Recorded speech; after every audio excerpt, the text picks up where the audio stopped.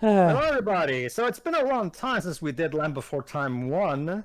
So, yeah, let's get started with these sequels. All Basically, everybody, 13 of them. you know how Return of Jafar was a movie that's kickstarted the direct-to-video Disney thingy? Guess what? Disney was not the first one to kind of jump on the direct-to-video bandwagon with a franchise or with at least some kind of animated brand of sorts. No, it was actually Universal. Why? Back in 1994, this was the same year that The Lion King came out, for the record. Uh, Universal thought they would release a direct to VHS, because remember, there were no digital or DVDs or Blu rays at the time. Direct to VHS, Land Before Time 2, The Great Valley Adventure, with only, if I remember correctly, only a couple of the original voice actors returned. Yeah, And not, some could not return for admittedly tragic reasons, which I'll yeah, bring up later. yes, I'll bring it up in my final thoughts. All right. But basically, everybody, this movie is not made by Don Bluth and Gary Goldman. No, they were none of the people who made the original masterpiece were involved in this movie. What? You mean to tell me that a Don Bluth sequel doesn't have Don Bluth attached to it? What a shock! Next you'll be telling me that water is wet. Well, Except for that one. Well, that's the thing. By 1994, the year this movie came out, wasn't Don Bluth on his giant slump? He was, yeah. He sort of, kind of. He would eventually get out of it, thank God, but yeah. Well, what was the Don Bluth movie that came out during this year, Dwebs? Okay. Go ahead and check. Go ahead and check while I finish. So yeah, everybody, get ready. Thumbelina. Oh dear. That's basically Dwebs, that's Don Bluth's Brave. Basically, just to give you an idea of how bland and mediocre So it's a movie. And that to call it a movie, that's being nice to it. It has some of the worst sung songs ever. In fact, it won Razzies for some of the worst songs ever sung. That being said, Jova, I kind of get a kick of Marry the Mole. Wow. Marry the Mole. Yeah. Because for two reasons. The lyrics are hilariously terrible, and because I just love Carol Channing. Carol Channing is wonderful. I mean, she's singing a horrible song, but Carol Channing is so wonderful, Jova. How do you think she feels knowing that she won a Razzie for that song? Well, yeah, but I love She took Carol one Channing. for the team, I guess. But I love Carol Channing still, though. Sure. It's a movie with freaking Ariel in the main lead. A lot of people took a hit for that one. Anyway, basically, everybody, here's what you're gonna do. There's a bit of complicated stuff with the logos for this movie. There's apparently digital copies have two universal logos, which makes things complicated. The DVD and Blu-ray, well, I don't think there's a Blu-ray of this movie, is there? The DVD, if I remember correctly, only has the cartoony logo that was made specifically for this movie. So here's what I'm going to do, everybody. Whatever copy you're using, pause on the black screen right before the universal logo that has the cartoony plane. Got it. That way you'll be in sync with us. That's the one logo that every copy has, at least from what we can tell. So do that, and you should be in sync with us. All right, let's just start this. 3, 2, 1, click. My problems with this sequel, as someone who holds the original as my personal favorite Don Bluth movie, a movie that meant a lot to me, that had a huge impact on my life and how I viewed. And yeah, right from the beginning, that somber, melancholic, wonderful, mature tone of the original is already destroyed by this terrible, cringy cartoon plane that destroys any hopes that this movie will in any way try to capture the spirit of the original. Pedro, we gotta establish that this is Universal's cartoon studios here. This probably isn't a good time to mention, but this was around the time when a lot of people thought, hey, if something's a cartoon, obviously that means it's just for kids and needs to be dumbed down. May I remind you that the main reason that there is, in fact, an animated section in the Academy Awards was just so that the Academy Awards would never have to give an animated movie Best Picture ever. That's how non-seriously they took animation back then, and kind of do still nowadays. Yeah, my big issue right from the beginning is, okay, this opening narration is fine enough. I don't have a problem with this narration in particular. Okay, I'll admit, I actually do like this film, okay, for certain reasons here and there. I'll say this right now. This sequel does have hints of where the franchise will go wrong, but it was by no means where the series hits rock bottom. No. As far as the sequels go, this is definitely one of the better ones. I will agree with that. I think the major issue with this movie is that it kind of repeats stuff. Yeah, the dreaded sharp teeth. Have you ever seen this movie, Shiroi? I don't think so. God, I have well, seen. I have seen probably like.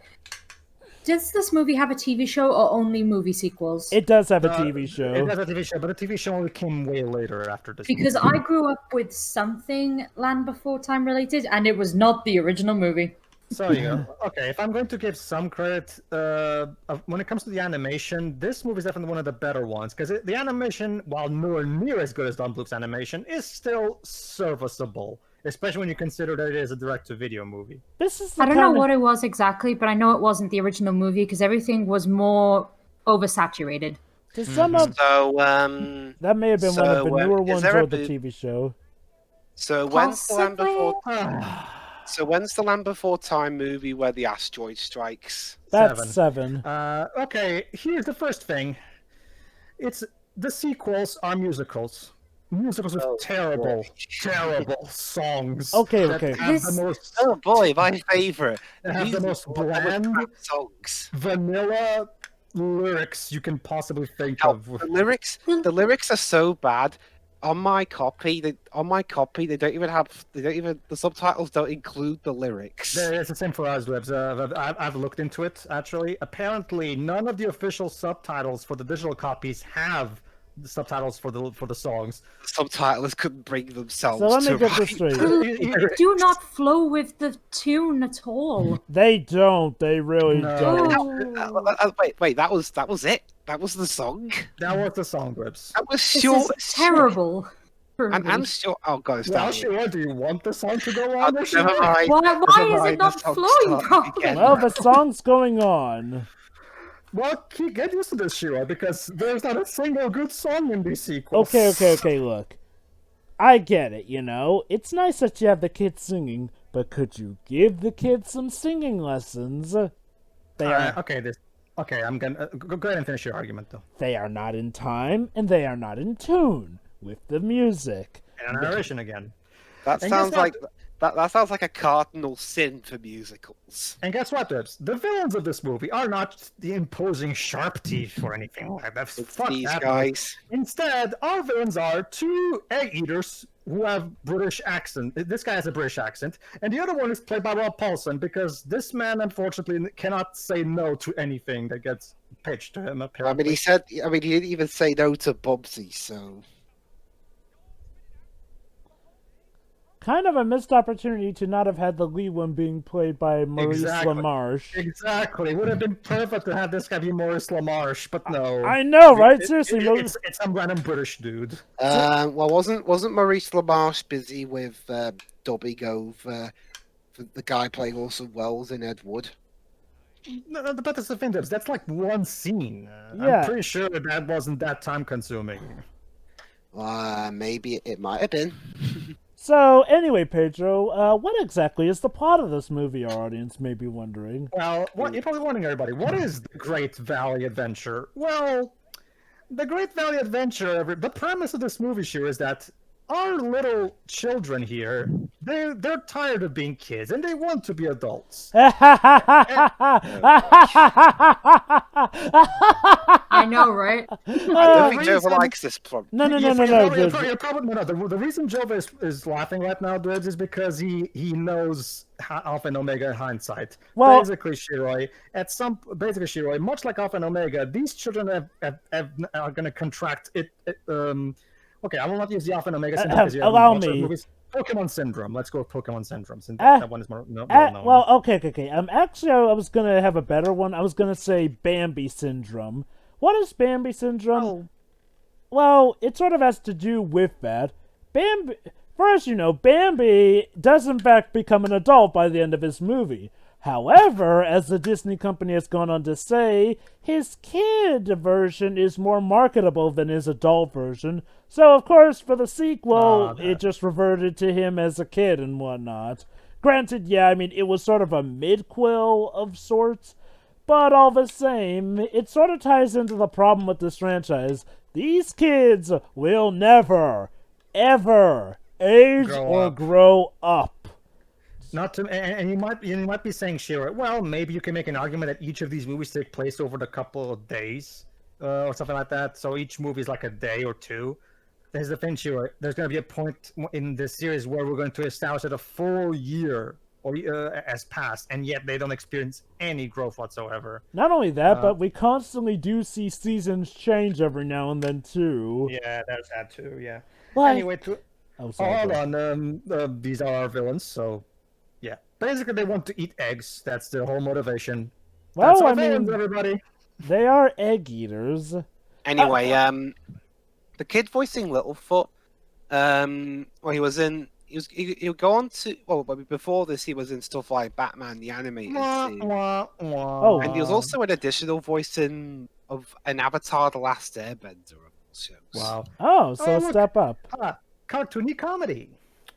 I want to address the songs as well. Now that Joe was finished with that.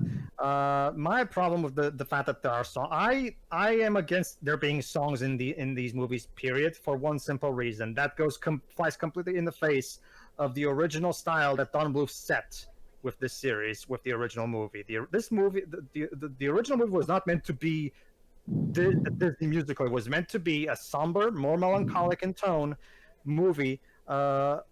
Involving themes of the strength of diversity. Oh boy, here's Ducky, sadly not voiced by her previous voice actress, who you may remember also voiced Anne-Marie in All Dogs Go to Heaven. Yeah. Unfortunately, she was not available for this one because, well, okay. Let's just say she passed away, and that's all we'll say for now. Yeah, she was the first movie's most iconic performance. So the fact that we now have a sequel, and she even herself said before she died that this was her favorite character of the ones that she played. Oh, so it becomes even more disrespectful. The fact that they didn't even try to, at the very least, not crap on the original performance, but whatever. Okay, I wouldn't call it them crapping on her performance per se. Like, the actress does kind of try. Okay, look, I just chalk it up to child actor. They really should have maybe picked a better sound-alike, but God. Okay, this is also another problem that's going to be a recurring thing in these sequels. Incredibly unimpressive problems. What do I mean by that? Right now, Shiro, our primary goal is to go pass by a little sinking sand moat. Why? Because they just feel like it, and they want to prove to the adults that they're brave enough and that they should be treated like adults rather than children. What movie thinks quicksand is, right? We went from a journey. We went from a journey to find the Great Valley, which forces these dinosaurs to work together against all they've been taught, of not working together with other species, to going through a moat because we need to indulge our egos. Diversity. That's the thing, Shiro. Believe it or not, these sequels are going to continue ramming the diversity angle, even though the first movie already made that point. So, but we can get to that in later movies. Okay. No, that's not quicksand. That's tar. They're gonna keep making these movies till the day we die. Well, actually, the 14th one was released in 2014, and we haven't had that any is since. Literally tar, not quicksand. In fact, just calling it tar would make more sense. Tar actually does work more like, what people in Hollywood think that quicksand acts like, so... Oh, okay. I'm sorry, John, I have to point this out. Notice how Petrie just made the suggestion. I can fly over it. Keep that in mind for later sequels. Let me guess, for plot reasons, he's going to conveniently forget how to fly. Very good, Shiroi. Yay! If I recall correctly, I think that's the plot point of one of the sequels, too. See, even modern costumes, sometimes they make characters Well, yeah, Joe. least- In movie, well, yeah, Joe. In movie 8, they explain why he can't do it, but what about the others? There Well, isn't even any sand here. so yeah, this was a bad idea, wasn't it?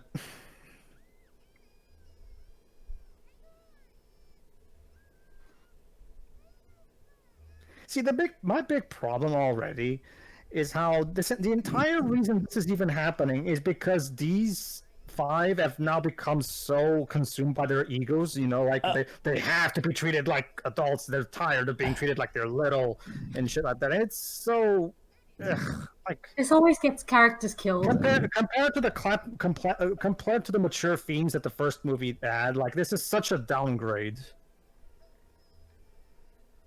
They're trying to make this more dramatic than it actually looks animation-wise. Yeah. And trust me, Shira, believe it or not, what you're watching right now, as far as the sequels go, this is the good animation. Trust me. And then they all died. The end. Believe it or not, Shira, the animation only gets worse as we move along. Oh, never mind. Is that easy to You've only rescue? just now heard them screaming. They've been screaming for a whole 2 minutes. Not just that, like apparently all these dinosaurs have super hearing. Like seriously, how far away are they from them? I don't know anything about dinosaur hearing, so you know.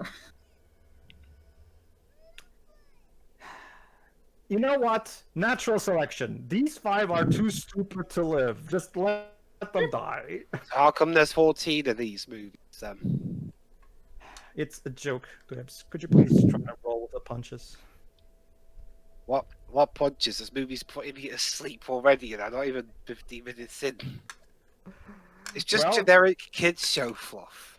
Uh-oh, you're in trouble.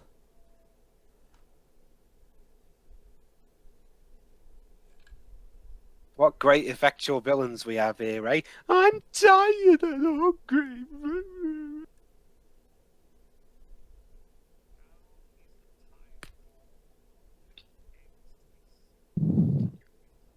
Well, actually, Okay, I feel like Well, I've actually, heard this no. voice actor before. Comparing these to kids show villains is kind of an insult. Since recent, okay, I know it's back then to now, but even back then, I'm pretty sure there were decently compelling kids TV villains. Gibbs, the Batman animated series was going on at this point at this time, so Exactly.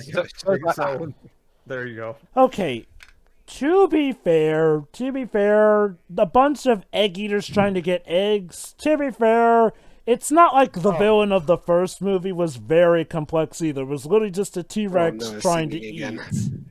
Yes, because it's not like we already told us this motivation. Now we have to sing about the incredibly simple motivations that we already established. I will give it that the voice actors can definitely sing, but that doesn't help. That God, the song is pointless. I feel like I've heard this voice actor playing the main guy too. I feel like I've heard him too, yeah, but I can't quite place who is it. I mean, okay, credit where credit's due. He is nice to at least listen to. I'll take Yeah, what I it's can just that get. They are, yeah. It's just that the song is so pointless. Okay, so Let me at the very see. least, at the very least, this song doesn't only last 10 seconds at least. So there's that. Ah, Jeff Bennett. That's who it is. Oh, okay. So Jeff Bennett. Okay. Okay, Jeff Bennett's a very good actor, so it may not be Maurice LaMarche, but hey. It's interesting because his British accent is very good. Oh my god, Pedro. Jeff Bennett not only plays Ozzy, but he also plays Petrie in this movie. Well, yeah, I actually do know that. I know that Jeff Bennett is the voice actor for Pretty in all of the sequels. I do know that. No. Petrie. I know Petrie. That's what I said. You said Pet. Never mind. Anyway, though, but yeah, I guess they must have voice modulated him for Petrie. Probably.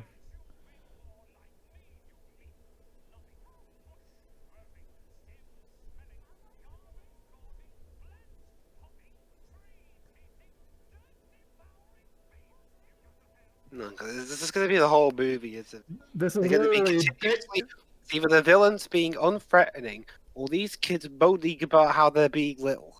this is literally pointless bickering. The movie. That's That basically what it entire is. last few bars was just a long list of ways of saying herbivores suck. Like, Allow me to remind you, Drips, as far as the sequels go, this is one of the better ones. I mean, like I said, this sequel isn't bad. At worst, it's boring, dull, and a bit repetitive of the first movie. At least it doesn't absolutely mess with the messages of the first movie. No, that's what later sequels are for. Yeah. Okay, if I'm going to get something positive, Kenneth Mars plays Grandpa Longneck. Mm-hmm. And Kenneth Mars is great in all of these sequels, so that's great. So, yeah, basically they're saying, hey, Littlefoot, just because you made it to the valley doesn't mean you're free of all the dangers. There still are dangers in the valley. And I'm noticing how the Grandpa and Grandma Longneck use the Mufasa style of parenting, where they don't punish their kids properly, and they just kind of basically just let them off without a punishment of any sort. Okay, that's nice.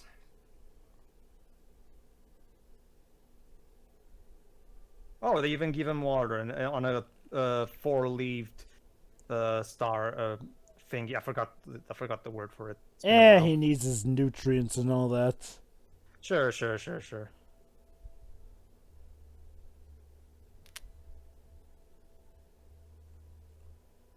Cut? Yes, thank you. Oh, a bit of foreshadowing for movie 7. How nice. I don't think we really needed to watch Grandma Longneck's ass for like 5 seconds, but whatever. If the director thought it was yeah, this is where Michael Bay watched the movie and said, shots. This movie is giving me ideas.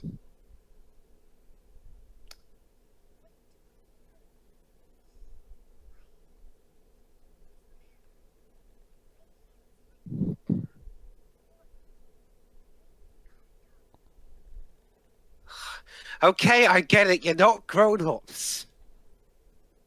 What? I think you're a bit ahead of us, Dwebs. Are you sure you're in the...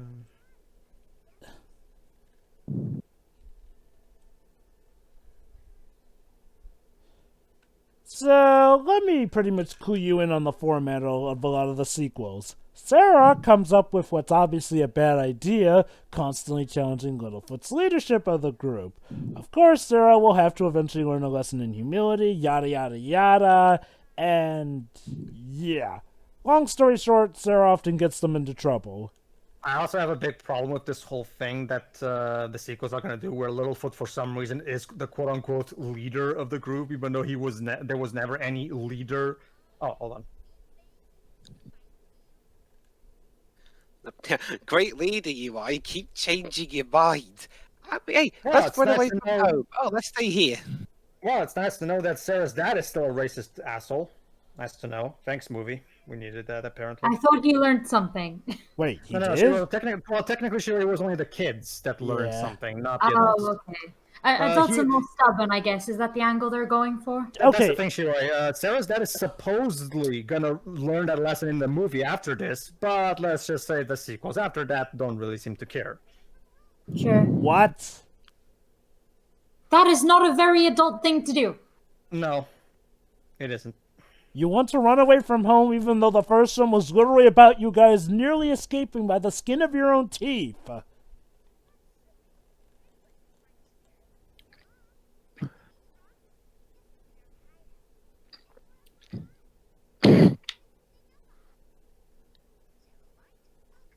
Except for predators that fly, but whatever. Oh, speaking of predators, the egg eaters just stole an egg.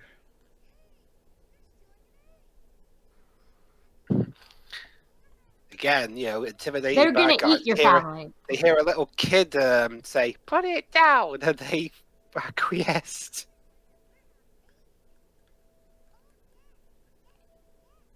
No! No, no, no!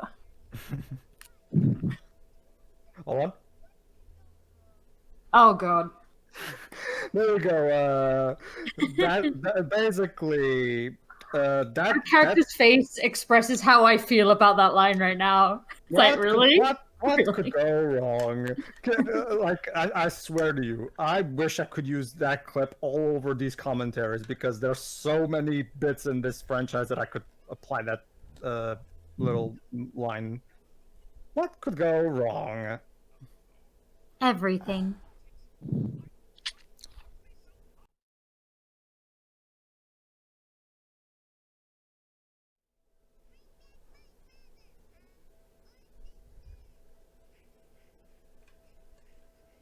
Ah, bless her. I know that the actress for Ducky is trying, but I don't know. She seems. What's the word for it?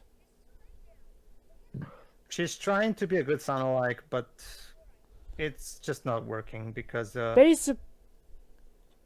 Yeah, go ahead. Basically, she's a child trying to sound childish. Weird as that may be. Wow, that breaking the rock animation didn't really look good, but whatever. Like the physics of that were all wrong.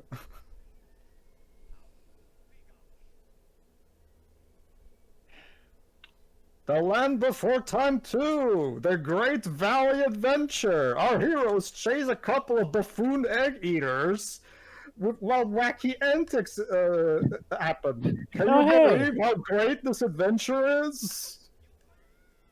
Can you believe it, Shiroi? How does that... Okay, that does not match up at least bit with how that gap was originally portrayed, but sure, whatever. This is the primary main issue I have with these sequels. The only thing these sequels share with the original film is the title and the characters. The tone is all wrong. The characterization is all wrong. The music is definitely all wrong. At least it's only an hour and a bit. Yeah. Well, all the sequels are the usual short direct-to-video length, sure. So. I think even the latest one that was released on Netflix is of that length.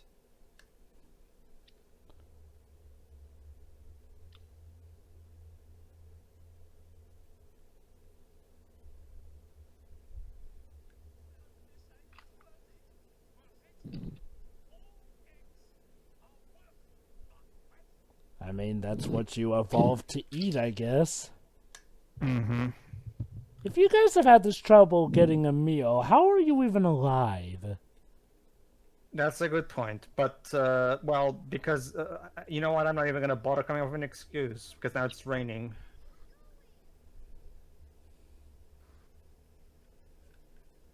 It's interesting the decision to make it rain because usually rain in cinema is used to symbolize sadness, not so much tiredness, but whatever.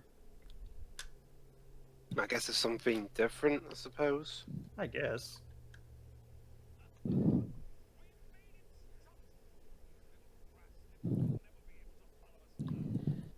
want to bet, Jeff? Yeah, I know he has a name, but I don't give a crap. Aussie. Yeah, I know Ozzy. What's the Rob Paulson's name? Grass Nippers. That's a very interesting, mocking name. It's a term there you for go. the year before and all. Oh, there you go. You're like 2 to 3 seconds behind us. Just stay there. It's probably a good enough compromise. Anyway, Pedro, the Rob Paulson one is called Strut. Oh, by the way, Rob Paulson also voices Spike in this movie. Mm-hmm. He also voices a new character we'll be getting for this franchise. This poor man needs to learn to sometimes say no when he to certain offers. It's a paycheck.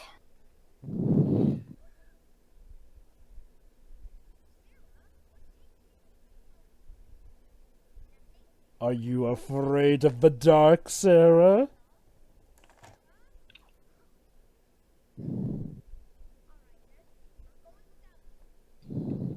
To be fair, I will give a credit. This was actually one character traits that was, at the very least, somewhat consistent because Sarah does have that characterization in the first movie that she plays tough, but secretly she still is just as fearful as anybody else. Yeah. So that actually does line up with the character. Don't expect that to last though, because there are very rare instances where this movie does have characterization that makes sense with the first movie. I'm curious, Bridget, did you actually watch all the sequels aside from 14?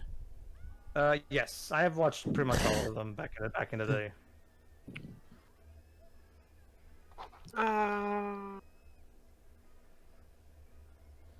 Dang, Basically, Sarah Joe, doesn't know her own strength in this sequel. A common thing back in the 90s, Jova, was the whole, let me borrow your VHS for a day so I can watch the movie, and then I'll give it back to you. So it was very easy for me to watch these movies via friends without having to actually pay for any of them. Pretty much. I used to see those movies all the time as a kid, you know, sticking out at the good old play area at W Kids. Hey, look at that guy. I love this one. The egg conveniently rolls back into its nest. Wow. It's like God was feeling really generous. I mean, I guess it's a cartoon, but yeah. Seriously. There's the plot convenience fairy, and then there's this. Look, The king of the plot convenience fairies. You know, I guess God thought that, I don't know, these characters have been through enough. I'll let them have this one. Gee, I wonder who's behind these rocks. Oh, look at Sarah. I must be psychic. Can you? Not really. Your horn looks exactly the same because the animators couldn't bother changing its angle. So Well, Isn't they your said horn she kind of looked fine, supposed to be so- a bit bent? Yeah. I'm not really. I think maybe yes. It but I is. don't know.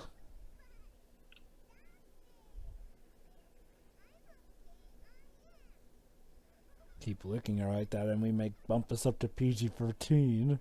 Huh?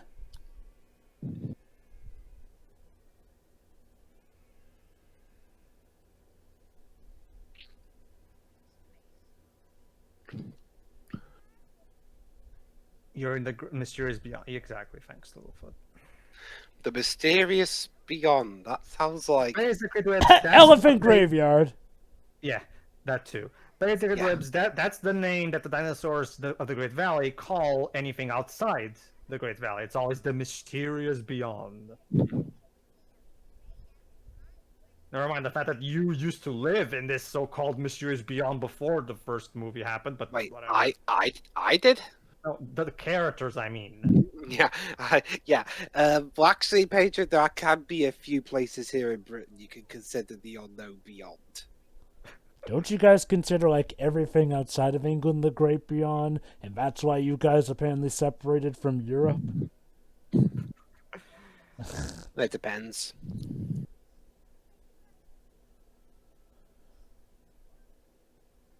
Actually, the am I- siblings okay. That's exactly the problem, Joe. Wait, hold on. Circle of life. I'm gonna sue you. You're Yes. getting a lawsuit from What is Disney. Anyway, yes, Pedro. No, not just that, Jova. Think about this for a moment. We're having a sad scene for which we know there's no reason to be sad. They don't know that yet, but we, the audience, know that. So this sad scene completely falls flat on its face because we know they have no reason to be sad. Ah, but don't you see, Pedro? This is the plot contrivance. I mean, the means upon which they discover this egg, which we know is not her baby brother or sister, but might be something else. How can you not recognize the okay? You should eggs. The eggs of dinosaurs vary in look and size depending on the species. To be fair, Pedro, we're humans. We had time to study this stuff. They're a bunch of dinosaur kids in their own time, so I'm gonna give them a pass for maybe not being able to study how eggs might work in their species and time and whatnot. I mean, okay, to their credit, it looks similar enough that they would probably mistake it. I don't know, Jova. We're about to see a full side-to-side comparison in terms of size, and it's way bigger than the actual egg. So I still think it's a bit far-fetched. But but like you said, but then it's a side-to-side one. But in the moment, they mistook that egg for it.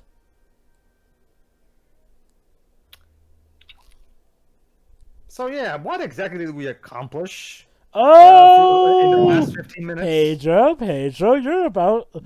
Don't worry, we'll get to no, what I- we I know, I don't- accomplished. Oh, I know what's in the egg, Joe. I've seen this movie plenty of times. It's not that. It's more so the fact that we could have easily gotten to this point without having to waste 15 minutes. But don't you see, a tighter way of writing this in the story, to be honest. Don't you see, though, we showed how capable our protagonists are. There you go. See, look how much bigger the egg they brought in is than compared to the actual eggs of her family. See? Like, I still think it's a bit weird that she would mistake that for an egg from the nest, but whatever. Ducky's that kind of bright-eyed kid who would think in the very moment, and, you know, unless she had, like, a direct skill to show at the time, probably wouldn't have guessed it. So, Shiroy, Dwibs, want to take a guess as to what's... So, Dwibs, want to take a guess as to what's in the egg without cheating? Let me guess. It's a baby that will let them know that, hey, it's not so bad being young, even though you've been complaining throughout all the movie about being small. Dwebs, did you write this movie? Yes, as a 1-year-old child, I wrote this movie. Wow. Well, there you go. You've called the entire rest of this movie, so there you go, Dwebs. You're done. Oh, good, so I don't have to watch any more of this then. Okay, Oh, no. Sit down. Have a seat.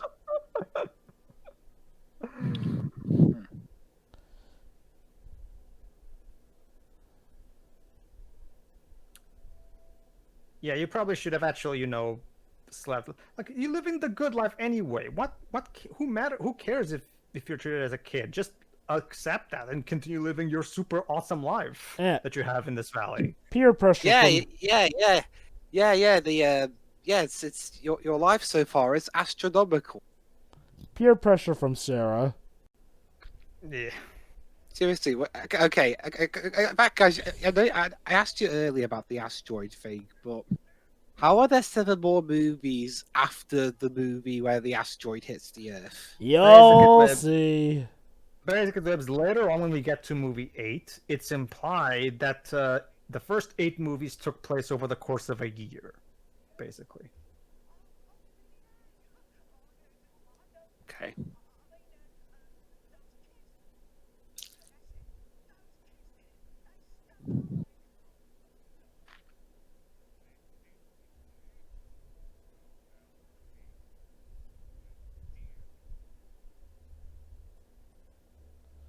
Oh no, I'm so scared. We're gonna be here forever, aren't we? It's a bit hard to be afraid of the two who were literally outwitted by kids. Okay, to be fair, yes, the T-Rex did also get outwitted by the kids, but the T-Rex came pretty close to killing them.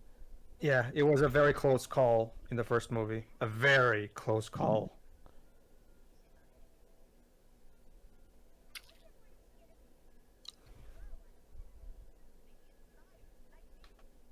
And yes, we're doing the I hope it's a girl cliche. I hope you're laughing at... You know, Oh, my... Oh, you are, thank you. The whole people who are parenting but shouldn't be parents thing would be done much better in Lion King 3.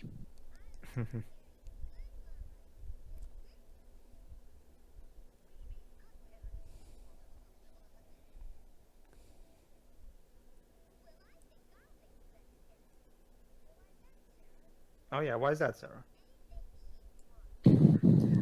That's the opposite of what a good parent would be, but whatever.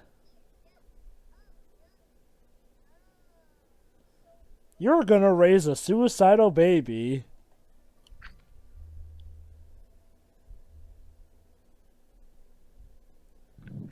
I'm tempted, like every time those two are on screen, the villains, I mean, I keep hearing in my head.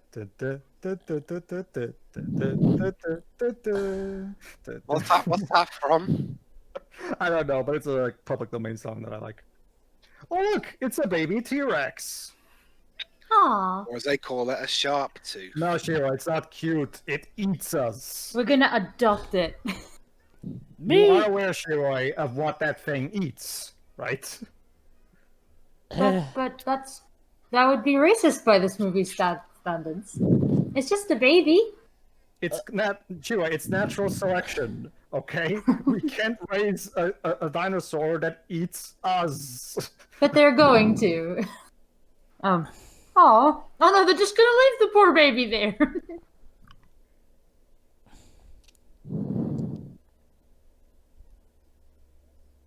See, they're gonna adopt it. Aww. And the family are gonna hate it.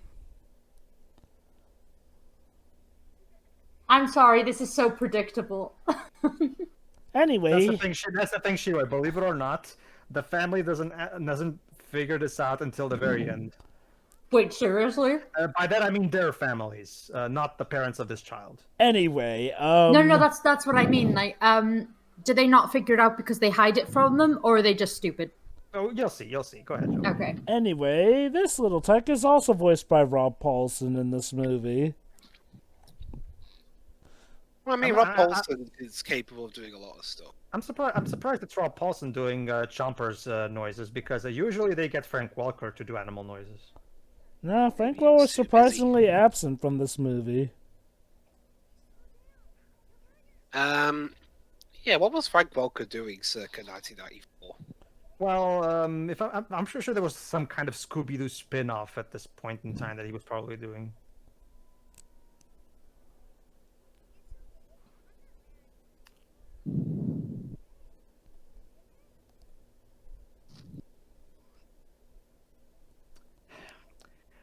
Littlefoot, you're not supposed to name it. Once you name it, Name you it, start you getting start getting attached to it. Well, he was in well, I mean, he did voices for films like The Lion King, Stargate, The Santa Claus. Well, there you go then. No, you would Yeah, think. in fact, I'd rather be watching Stargate right about now. No, Yes, Jova? you would think that Chomper was a character that was very reviled. Actually, the opposite. Chomper went on to become one of the more popular characters from this franchise. Mm-hmm. And you know what? I do like the moral that he represents at the end of this Yeah. movie. I just think the movie doesn't earn the moral because the writing is very poor. Yeah. It doesn't Yeah, Go I'll ahead. admit, I like Chomper too. Like Pedro said, interesting moral at the end, but how much this movie earns it is up to you regarding that. Mm-hmm. I'll admit, he does help make movie 5 more bearable for me. I just wish he wouldn't speak in movie 5 because I actually think he's much more charming as a silent character, to be honest. Oh, I actually like this line. Listen here. I actually really like this line. Listen here. This is great.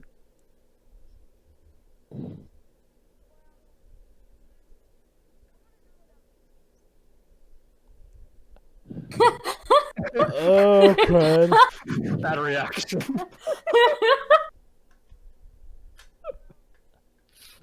Hey, Shua, you know what's more embarrassing than getting the talk? Getting the talk from your grandparents.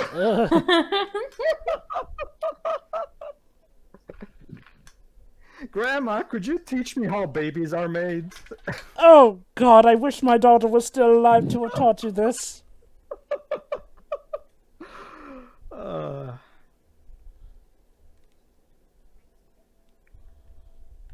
Yeah, base instincts and all that.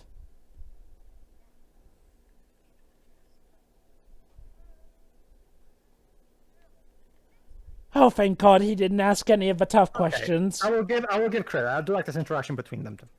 I mean, yeah, Grandpa.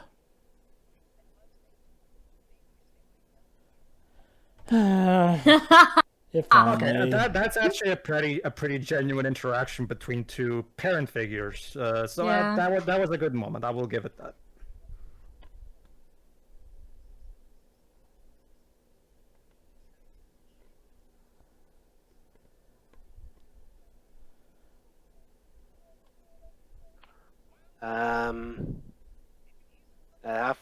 Have the plant eaters showed up? Sorry, the two evil guys. Have they showed up again? The egg Speak of the devil. stealers. Speak of the devil lives.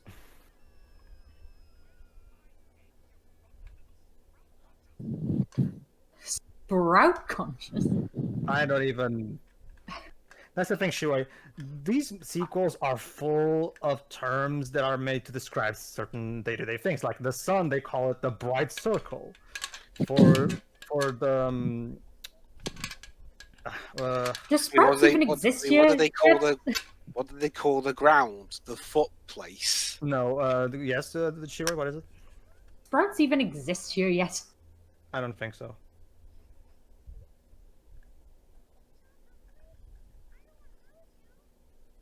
You know, oh, you think that's rich, Shiroi? Guess what they call a dream in one of the later sequels? What? A sleep story. Huh. Technically accurate. I know, that term it just sounds awkward to say. I'm sure back in previous... You want you to go far for a sleep story? Just show them this movie.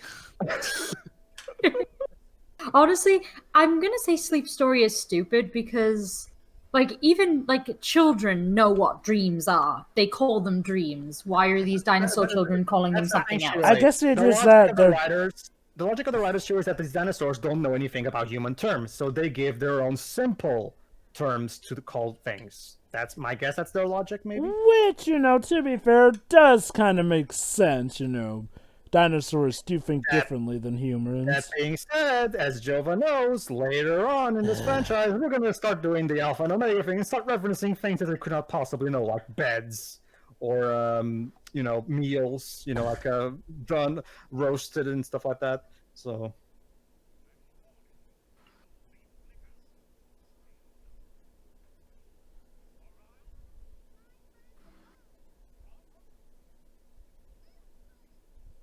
Littlefoot to the rescue. What can he possibly even do? He's outnumbered. He's the main protagonist. He'll pull something out of his rear end.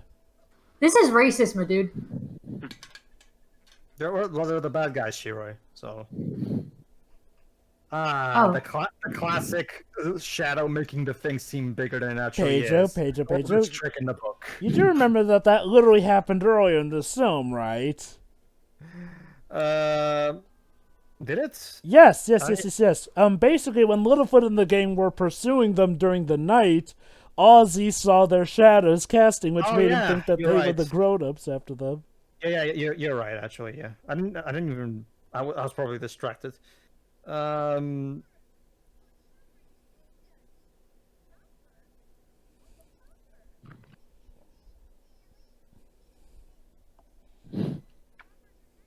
Shiroi.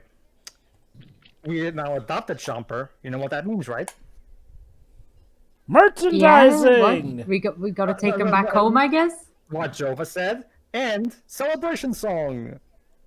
Oh. Well, you asked for adoption, Shiroi, so you have to pay the price. I was joking.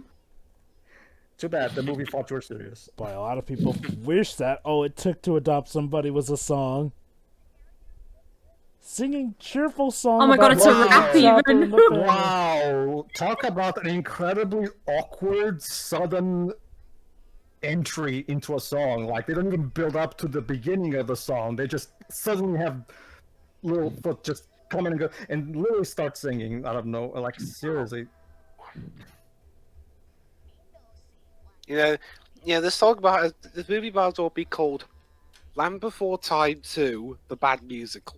See, the thing is, Dwibs, all of the songs in the Land Before Time movies suffer, or rather, it's more like the opposite. It's the Lion Guard that kind of ripped this off. But yeah, the same thing that the Lion Guard songs have.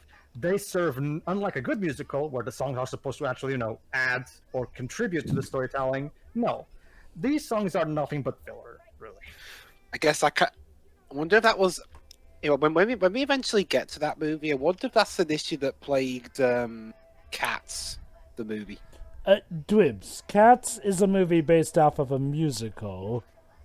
Yeah, Broadway musicals don't typically have. Well, I mean, from what I've heard, the musical not having much of a plot was kind of to its advantage. The movie tried to give it a plot, but it was...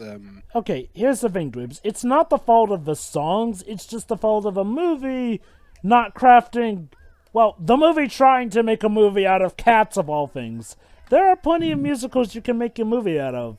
Heck, technically, there Ribs. is, in fact, a DVD recording of it. And yes, I know it's about to happen, but I hate this bit. And there you go. See, Shiro, this is why this was a bad idea. See? This is why this was a bad idea. Told ya.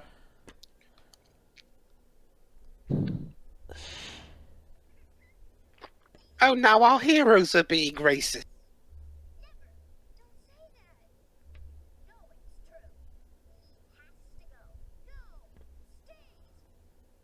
Land Before Time 2, everybody. Well, it's more so the issue that, you know, they have to face reality and accept that these two species cannot really coexist because one of them eats the other. It just doesn't work. It doesn't have anything to do with racism. It's just the fact that it goes against the order of nature. It just doesn't work. Sometimes things just can't work, you know. Zootopia. Well, yeah, Zootopia does that too, yeah.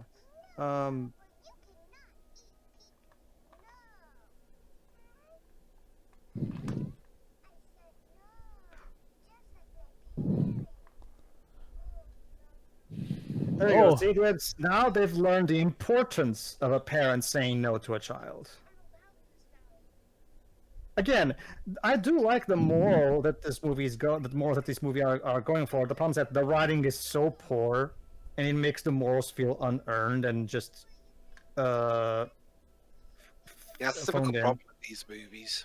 Well, these kinds of movies, I should say. Direct-to-video sequels, yeah.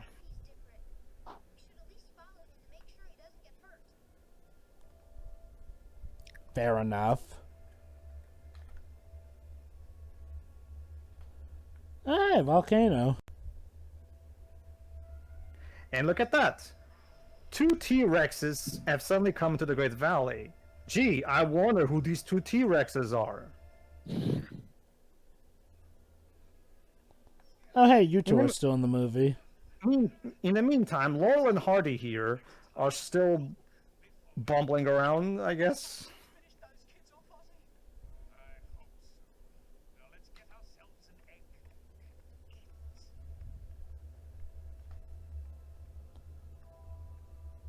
Just want to reestablish that the volcano's a thing. Yeah.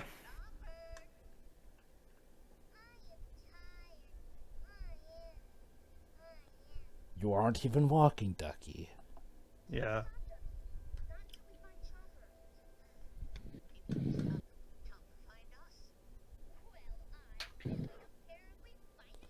Yes, yes, we get it, Sarah. You're a tsundere cactus dinosaur.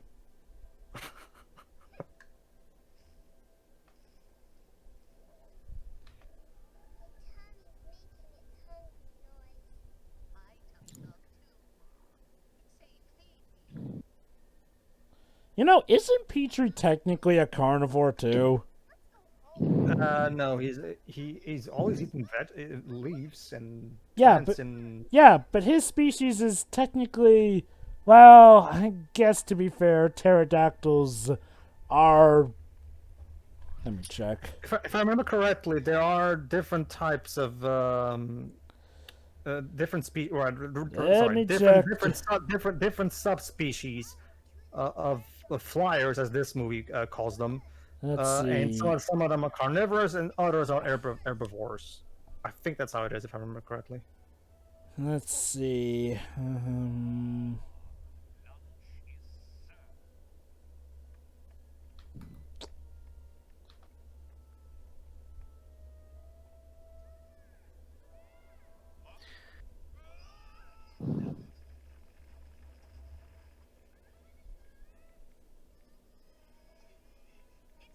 Don't move, Jumper.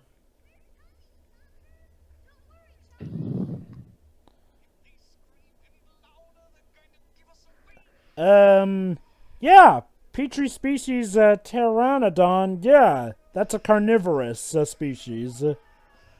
Okay, so do they even eat plants as well, or are they strictly carnivorous? Mainly carnivorous. They occasionally scavenge for food, but yeah. Failed me for the last. Okay, so basically, Don and Gary should have done better research in the first movie, basically. I think a better way to put it is like, well, technically they're hypocrites then. Because technically Petrie species does eat meat here and there. Granted, I guess maybe it's because they technically don't eat plant eat. You know, considering this is a universal series about dinosaurs, I'm surprised they haven't tried to retcon these into like being prequels to Jurassic Park or something. That wouldn't really make I any sense. mean, as cool as that might be at first thought, what would be the point? Yeah, there's no point in doing it. Well, I mean, considering how crazy the recent films have been getting. Okay. Here's a good question.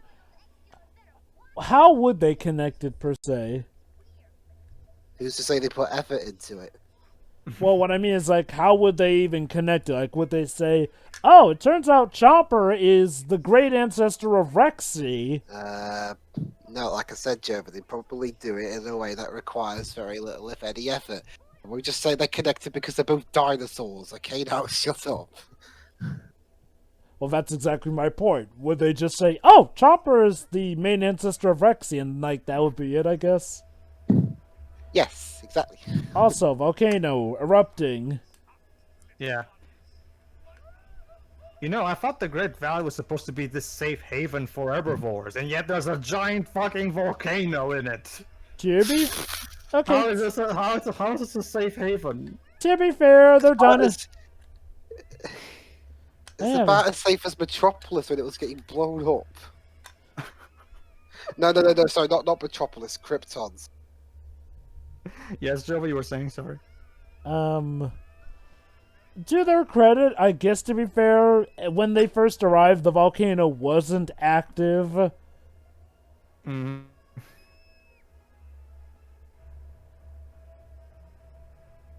Well, I'll give it this. At least the music sounds like it's trying. And by that, I mean the orchestration, not the songs. That's the thing, Joe. The score was composed by Michael Tavera, I think that's the name.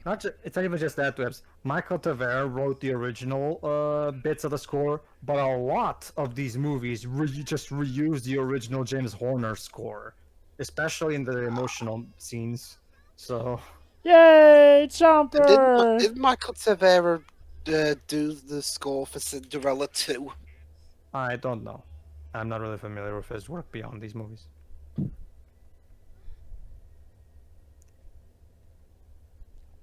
Well, shit. What do we do now?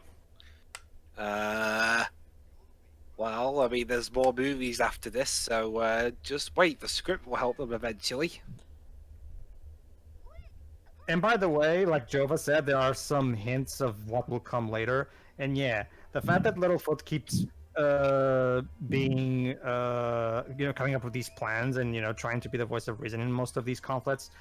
Basically, this is going to be eventually grow into a problem that the sequels will have, where basically Littlefoot will become this big Gary Stu character that has this gigantic hero complex.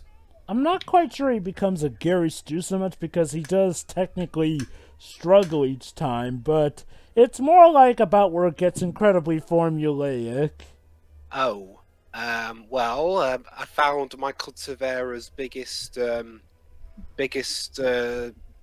score for a movie in terms of how much attention it got. Which movie? Mr. Magoo. Oh, okay. Oh. Huh. The one with Leslie Nielsen. Oh, hey. Yeah. Hi, Mommy and Daddy. Were they just waiting there that whole time for them to get across? You see, Shiroi, I told you this was a bad idea. Right after we were done with the song, Chomper bit Sarah's tail. No, I saw all that. Yeah. I just had nothing to say, really. Oh, well, okay. I mean, to be fair, it's not like the other two guys we had that threatening as villains, but still, yeah, honestly, out of nowhere. the movie gets way better with the sharp teeth involved. Like, they're automatically more friendly than the egg eaters. Just give the baby back. That's the thing, Shiro. They're dumb and they can't realize they can't put one and one together, basically. Again, to be fair, they're dinosaurs, so they don't know how this stuff technically works. Well, Again, Sarah was complaining about it. She knows damn well how it works. Why isn't she saying anything? well, that's because Sarah is kind of a bit busy trying not to get eaten at the moment. Which would probably occupy a lot of thought at that moment. Well, here, how about this? I'll meet you halfway and do this as a paraphrase of that famous line from Jurassic Park. Oh, so not Jurassic Park, but Lost World. Mommy and Daddy are angry.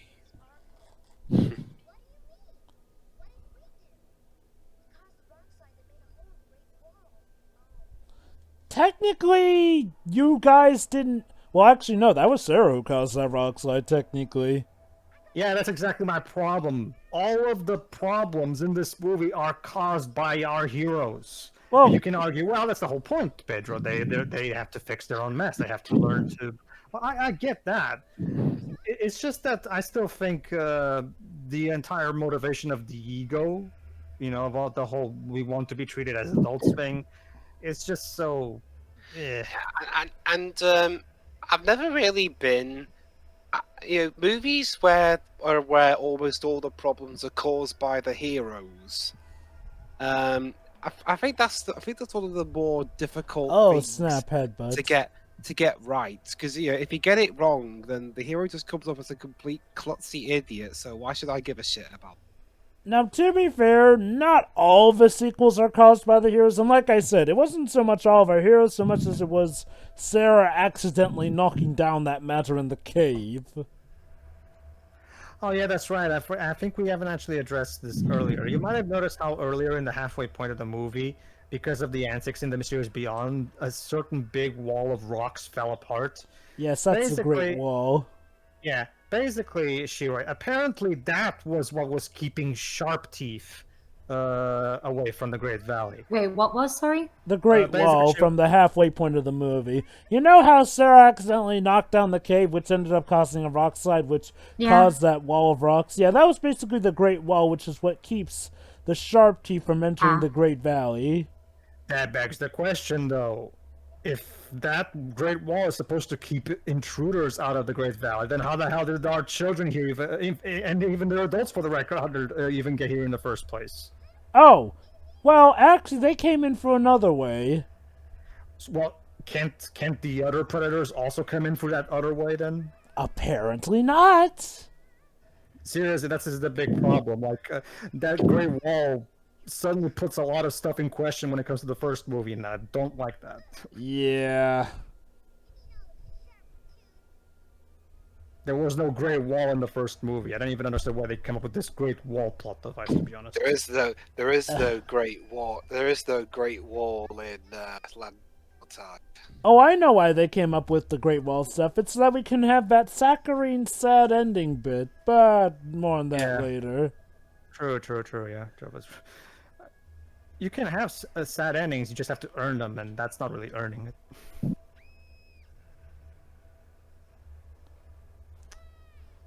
Again, the movie's more interesting with the T-Rexes. You see, I told you this was a bad idea. All of this was a bad idea. We should have returned it to its parents immediately. Wow. That would have been the adult thing to do. Wow, Jova, the T-Rexes are surprisingly much easier to defeat than the one in the first movie. To be fair, we never did hit the first one with a rock on the head. I guess it's just that I think they're succeeding. They're eluding these T-Rexes a bit too easily. There are two of them, for crying out loud. Just give the baby back. Remember how fucking terrifying and difficult to handle the first T-Rex was? Like, that's what made him such a cool antagonist. Now, in comparison, these two T-Rexes are having such trouble dealing with these small little babies. I guess part of the reason is that they're literally here just for their son and not so much trying to eat them. Whereas the one in the first movie was in fact trying to kill them. Mm-hmm. To eat them, obviously. Whereas these T-Rexes, we'll later find out in later movies that they're more friendly than the bad sharp teeth. I understand your point, Joe, but at the same time, they're still predators. Wouldn't their predatory instincts kick in? Well, don't you see, Pedro? They're very good parents. Of course. Why not? Ow. Well, okay, a T-Rex biting off another T-Rex. That can happen, yeah. And now they start fighting each other. Aw, they're a married couple bickering. Honey, how many times have I told you, don't bite?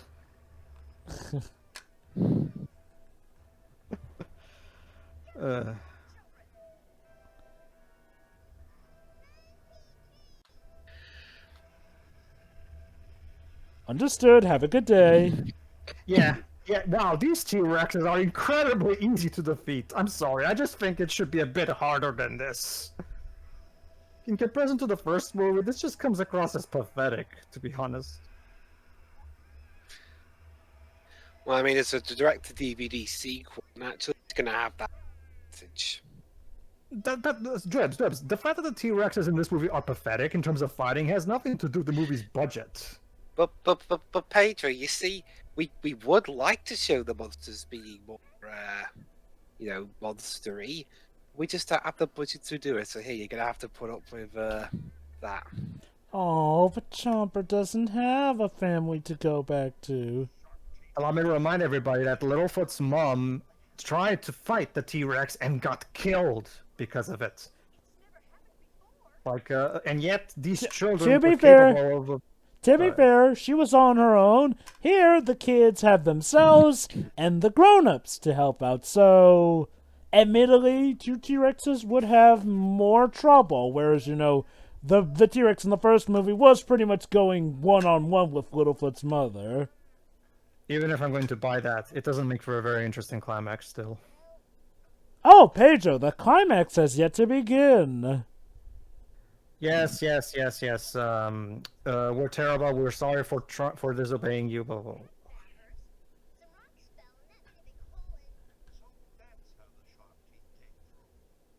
So that's how the sharp teeth came through. By the way, how did we even get here in the first place? Now that I think about it. I mean, did the adults make the Great Wall after? That's what I'm assuming, because they're about to go and fix it. So.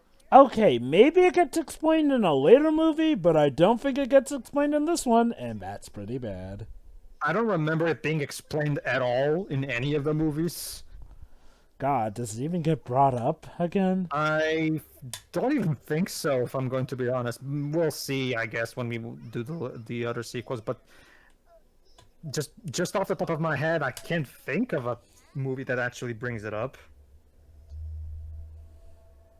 In the meantime, Mommy and Daddy are still looking for Chomper. Wow! Parents of the year, ladies and gentlemen. Okay. I know the real reason why they didn't find him. It's because technically the plot has yet to reveal that they're his parents.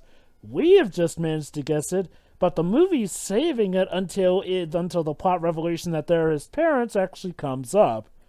Yeah, because it's not like that's easy to guess or anything. I guess there's a baby T-Rex, and there's two T-Rexes that come into the Great Valley. I wonder what's the connection. I suppose for like a 5-year-old, this will still be a mystery, which, yeah, when I saw this, I was like 5. Mind you, this movie was made before I was born, but there were plenty of Land Before Time movies shown off in the W Kids area. I get you. When I first saw this movie, I was like 8, I think. Aww. Yeah, this came out in 1994. Yeah. And there's the revelation. Okay, like I said, I do like that the movie goes out of its way to it, because in the original movie, the T-Rex was established as just a ferocious predator. This movie shows that T-Rexes also are not as different from the other dinosaurs. They themselves also have families and have feelings and stuff. They're predators, yes. It doesn't mean they're mindless monsters with no feelings. Yeah. I appreciate the movie establishing that and making that a good point. The problem is, like I've said, the movie didn't really earn that moral, to be honest. Hey, these two! That's right, we need a climax. Oh yeah, of course. Why not? I mean, the T-Rexes were not actually villains, so we have to resort to these two bumbleheads.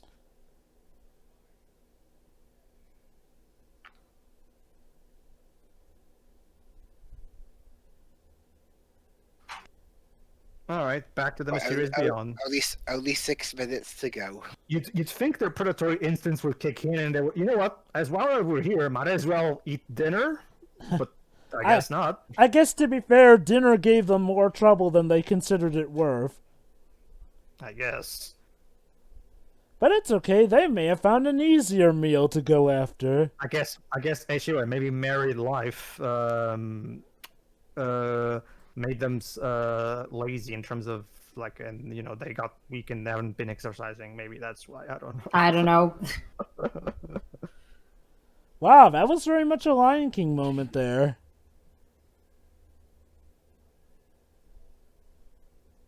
Well, at the very least, now the T-Rexes get something to chase and eat. Yep, and we come out on top because that should be the end of those annoying pests. Oh, And the by way, baby still isn't going back with the parents. all right, Don't and worry, now- Sheree. This movie is also the first one that's going to do something that me and Bob Show hate about the sequels. Basically, Shirai, every time there's a sad ending of sorts, the movie always reuses the Littlefoot Dead Mom theme from the first movie. Which I guess as a- is considered as a- the main theme of this franchise. The problem, Joe, is that, like Bob Shaw pointed out, they use it so much over the course of these movies that it starts to become such a cliche and it loses its punch. Okay, now to be fair, for this movie, this is actually a fitting moment. Sadly, Littlefoot has come to the terms that Chomper has to grow up with his parents. Yes, maybe we'll meet again and you'll be the main character on a TV show with us. Yeah. I have to look up that TV show again and see if it's as good as I remember it being. From what I can tell, it's just basically the sequels, just in TV show formats, basically. If I recall correctly, it was at least better than the sequels, but it's been such a long time since I've seen that show. I remember liking Chomper in it, but then again, Chomper's pretty much a dark ensemble horse, franchise-wise. He is, unironically, one of the best things of this franchise. And he's So one of there the you few go. things that... So there you go. Now Littlefoot finally understands, the importance of, like what the grown-ups have to do in terms of denying them stuff and stuff like that. Like I said, I don't have a problem with that moral. It's just that the movie's poor writing does such a bad job in conveying this in a satisfying way. Yeah, okay. I have no fault in admitting that most of the reason I like the sequel is because of Chomper and his parents, but yeah, I'll admit, this sequel is one of the few ones that does tell actual good morals, in spite of the writing quality. Except for that water sharp tooth in that one movie. Can't the sharp tooth just, knock, headbutt those rocks and I'm pretty sure that thing is...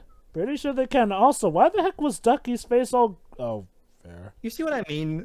This great wall concept that the second movie introduces is just dumb. It really is. Like, seriously, a Oh, sharp... God, no. Okay, the movie's over, the credits are... Need to another shitty song. Off. Yay! More singing. No more singing, please. I beg you. But guys, what is life without song? Oh, you think this is Better. Bachiroi? Later on in the sequels, there's gonna be a Yes, song good. about. There's gonna be a song about being hot and stinky. Oh, God. Is that movie free? No, movie 14, the last one. I actually like movie Right, 14. wait. Are you saying that even by 2016, we were still making songs? Yeah. Well, Yeah, all of the there's movies are gonna credits. make the same style, Dibs, even the 14th one.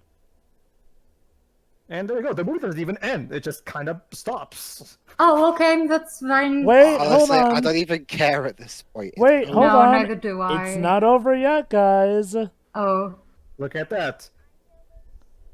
Ah, Sisters are born! Yay! And Oh, yes, how one lovely. one more song, Shiroi and Dwibs. Well, it's too late. I've already exited the movie. I saw the credits rolling. Dwibs, the movie is literally still going. It's the same terribly flowing song that appeared in the beginning of the movie. Oh, there we go. Original Land Before Time score composed by James Horner. We had to credit him because we used it.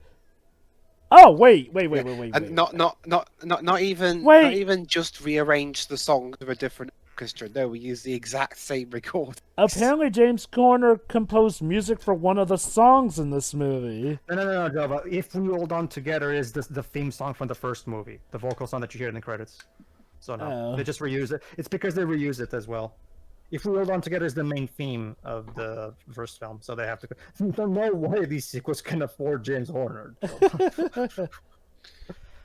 Oh, storyboard by Daryl Rooney. He later went on to be the director of Lion King 2. Well, at Which least he was went on to do ex- better things. Yeah. So. Well, I mean, as much as I'm not a huge fan of Lion King 2, is a lot better than this. Oh my god, another stego-like spike! What does it mean? It doesn't mean anything because this little stegosaurus will not be in any of the other movies. So I don't know what the hell was that even. Well, still, what a stunning revelation! Another about a spike, and yeah, it never comes back in any other movies. There you go, and that was The Land Before Time 2. The Well, Great Valley Adventure? Great Valley Adventure. I mean, did we even really go on an adventure? We never really left the Great Valley except for like maybe 10 minutes of the plot. Not to mention, the Great Valley Adventure implies that the adventure takes place in the Great Valley. So...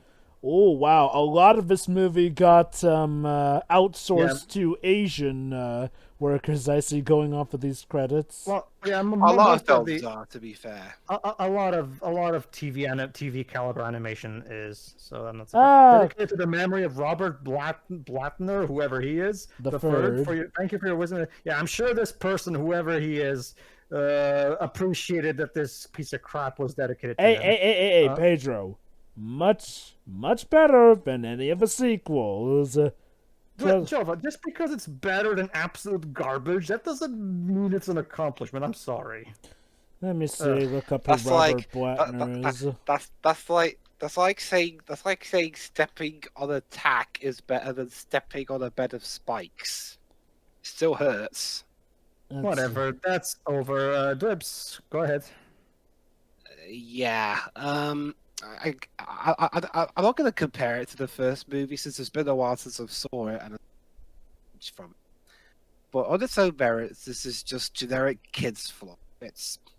It will just go in one ear and out the other, and it will be remembered by. I think it's going to be remembered by absolutely nobody except those that really, really, really love the series.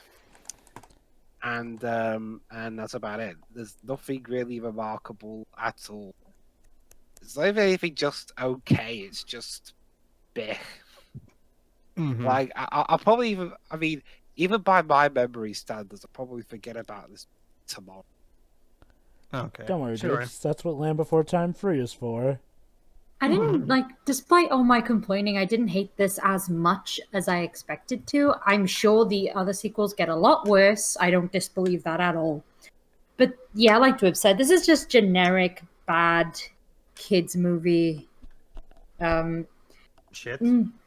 Yeah, I don't really appreciate that the whole we want to be treated like adults thing just happens throughout the whole thing, because normally that's something that gets dealt with in a much shorter runtime. So it's like having that be the whole movie is just ugh. And those plots never go well. It's not my most hated plot thing, but I don't really appreciate it anyway because it always goes the same way. So I don't really care. The thing that I really dislike are the songs because they don't flow well at all, and they just don't really belong here at all. I mean, the acting is fine. I mean, this is just it's okay. I guess because this is a sequel to the original movie, if you're looking at it like that, this is a pretty terrible sequel that does not do any justice to the original movie at all. But I mean, it could have been worse. Oh, it But will be worth it. again, it's not great. So I mean, you're right, Pedro. It's like, just because it's not a steaming pile of crap doesn't mean it's not, decent or anything. So yeah, I do agree. But yeah, that's all I have to say. This is just generic kids TV movie. It's whatever. Mm-hmm. All Trust me, right, Shira. It will. Trust me, Shira. Starting already with the next one, it will be much worse. Oh, great. I'll go next, I guess. I don't even hear Joe, people what? complain this much about the Tinkerbell or Barbie movies, even, and that's quite funny. Well, the Tinkerbell movies, from what I can tell, are just serviceable. From what I've heard, I haven't seen any of them, but from what I've heard, they're serviceable. I haven't seen any of them either, but yeah. Go Yeah, ahead. go Joe. ahead. Again, honestly, I'll admit, I have a soft spot for this movie. Part in heavily to the fact that, as a kid, I liked the sequel, and trust me, even as a kid, I hated a few of the other sequels here and there, but, I'm a sucker for T-Rexes and all that. But aside from that, this sequel actually does feel like it tries. It does feel like it tries, for the most part, to actually pay respects to the original source material. It tries to tell a good moral here and there. The animation is not terrible, and honestly, I mean, as far as direct-to-video sequels go, is one of the better respects to original in animation I've seen before. The voice actors, except for Duckies, are trying here and there. Oh, yeah, we're gonna have to cover the elephant in the room regarding her original actress. Yeah, don't worry. Go ahead. Yeah, the actors are trying. The songs are just trash, I'm sorry. Like, they're not sung well, and they're annoying. Well, yeah, mainly filler because and they're not pointless. sung well and sung out of time, too. Now the score is actually pretty nice. Yes, I'm including the part where they blatantly reuse stuff from the original too, but the original score is fine as well. The morals taught are nice and fine woven here, and like Pedro said, it is very nice that they show that the T-Rexes, they're not just mindless machines, okay? They're just people who work on their basic stuff, and as Littlefoot himself puts it, is part of the great circle of life. Like, holy crap, it feels like this movie is trying to be Lion King a lot. It came out in the same year, though, so I'm gonna give them the benefit of the doubt and say that it's a coincidence. Granted, it wouldn't be the first time that a studio has managed to, have an espionage spy tell them how a movie is going to go, seeing as how The Thief and the Cobbler and Aladdin sort of took things from each other while they were in development here and there. But Also, yeah. like how in Pebble and the Penguin, the protagonist starts making a wish on a star that's very reminiscent of Pinocchio. But yeah, as far as... Okay, look. Even as a sequel to Land Before Time, I don't hate this movie. Would I consider it a disappointing sequel? Yes, but even still, not one I can bring myself to hate. Like, at least this one actually does feel like it's trying, and at least it tells morals that do ring true. The problem is just that they're not built up too well. That said, the main antagonists absolutely suck, and for as much as I don't like other sequels, I will give them this, that a lot of the other sequels do have better antagonists than our egg thieves here. Let's see, if I recall correctly, I think movie 5 is a decent one. Movie 14 is widely agreed to be one of the better ones, and... God, I'm trying to remember... No, I guess those may be the 4 that I like. But yeah, that was Land Before Time 2. Okay. It's not terrible. I wouldn't even call it bad. It's middle of the road, essentially. Okay. So what's As next? Well, I'm sorry, Yang. well, next I think it's my final thoughts since I haven't actually voiced them yet. Yeah, as for me personally, as you have to understand, everybody, I love the original Land Before Time. It's a very special movie to me. I watched it, the first time I watched it, I must have been like, 6? And I've been watching it over and over and over. To this day, I still love watching it. It's one of my favorite films of all time. It's a movie very dear to my heart. So of course I'm going to be somewhat harsh when it comes to these sequels because I love that original movie. It's to me one of the great animated masterpieces of its time and forever. And it's just see. Here's the thing. I understand Shiro's point that yeah, like obviously if you just take it on its own, it's just a genericness shit. But it's called Land Before Time too. Like I cannot help but compare to the original, and it's just such a monumental downgrade from the maturity and the sophisticated nature of the original. Completely. The tone is all wrong. The characterization is mostly all wrong. The music reuses half of the score of the original movie, which is just lazy and cheap. Like for example, the Dead Mom theme, for example, which is used when Littlefoot is saying goodbye to Chomper. I cannot for the life of me. That doesn't fit to me. I'm sorry, because when I hear that theme, I associate it to Littlefoot's mom's death. And playing it like okay, let me put it like this. Imagine if an Ace Attorney game played the objection theme in a place that has nothing to do with court sequences or even any kind of there's literally no point. Like it just comes across as weird. Like this theme is specifically associated to a specific type of scene.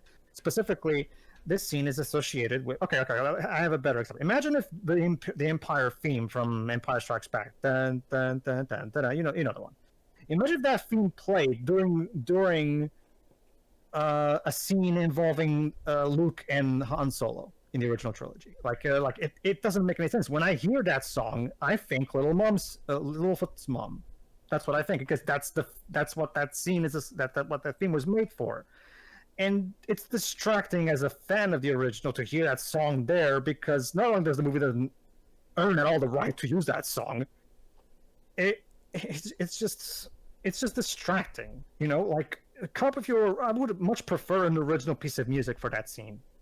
It would have been inferior, but at the very least, it would have actually not been distracting. Because when I hear that scene, I think Littlefoot mom's death. I don't think anything else. So it's just distracting. What else? The animation. The animation is fine. When you consider it's a direct-to-video film, the animation doesn't look too bad. It has its issues here and there, but as far as direct-to-video movies go, this is fine. I've seen worse. So, okay, whatever. The songs are garbage. No, kill them with fire. Like, a Land Before Time's movie should never have had songs to begin with. And if it's gonna have songs, make them good. Okay, I can believe that a Don Bluth movie would have songs in them. Yes, even the good ones, mind you. If you want to have songs, sure, that's fine, but make them good and fit. They did neither with these. Yeah, sure. Don Bluth made Anastasia, and that movie was a musical. I'm not saying that the Don Bluth style can have songs. The problem is when Don Bluth and Gary Goldman made this movie, they didn't make it with a musical style in mind. They made it with a more somber, more mature style in mind. Not saying that musicals can't be mature, but happy, peppy songs were not a part of the tone and style that the first movie set at all. So it doesn't make any sense for the sequels now to go completely against the intent of the original creators. To me, it's pandering, it's cheap, it reeks of catering to the lowest denominator. It's just a bad decision all around. I cannot for the life of me ever approve of the idea of having even if they were good songs, they would still be out of place to me because it doesn't really fit with the style that the original film set. You can have musicals, but you have to make musicals where it's appropriate. This is not a case where it's appropriate, I would argue. It just doesn't work. It's okay. Yes, like Shiro said, if I detach myself from the fact that this is supposed to be a sequel to the original movie, yes, it's just a generic direct-to-video sequel. and it could be a lot worse, yeah.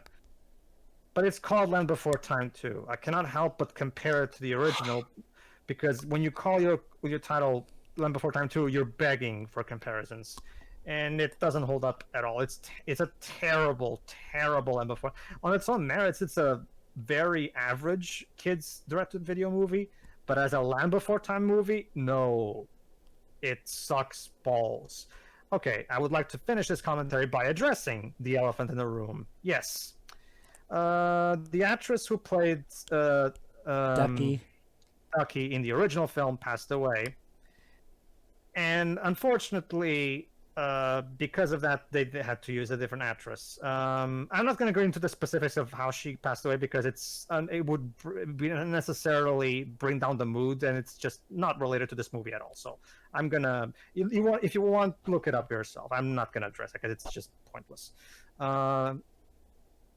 However, and I think I'm gonna have to agree with Bob Show, because Bob Shaw in his reviews did make a good point. If they really wanted to make a sequel, they should have gone with the next generation angle. We could have had our main characters from the first movie age up to being adults, I know, and then we right? could have their kids be the protagonists. They would still look. You could still make them look exactly like the original characters, so you could still have the marketability aspect to it. And at the same time, you'll have new characters, and you will not be and the elephant in the room. The elephant ducky in the ducky in the room would not even exist, because technically what you're seeing is Ducky's daughter, not Ducky. So it works. I'm curious. Which movie review did he mention that? Because he reviewed the entire series. The first one, the first video where he reviews 1, 2, and 3. Okay. When he's about to start reviewing 2, he mentions that. Like, he mentions how there should have been no sequels at all, out of respect of the actress who played Ducky. And then he explains, but if they had to make a sequel, and then he makes that argument. Watch the Bob Show reviews; they're really great.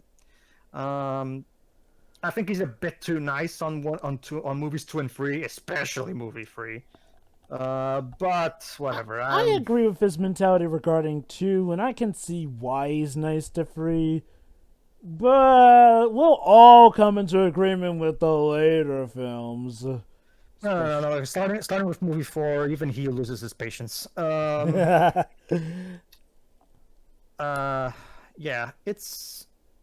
it's a terrible Land Before Time movie. It's an average movie on its own merits, but I shouldn't have to separate myself from the context of this movie's existence to enjoy it. It's just not good. If you wanted to make an original film that doesn't at all try to capture the spirit of the original, then you should have made this a sequel. But of course you have to make it a sequel because, money. Pedro, considering how lengthy your speech has gotten here, I can't wait to see how much lengthier your speeches for the real bad Slock is going to get. Well, like I said, Jova, I'm very passionate about the first movie. Oh, no. Trust me, I agree with you. I'm just looking forward to seeing how long your speeches are going to get for the real bad stuff. It's... whatever. It's... to end it here, like I said, average movie, but as a sequel to Land Before Time, no. Fun, all kinds of no. So yeah, that was Land Before Time 2. The mediocre Valley Adventure. But anyway, see you for the next movie, everybody. See ya. See ya. See ya.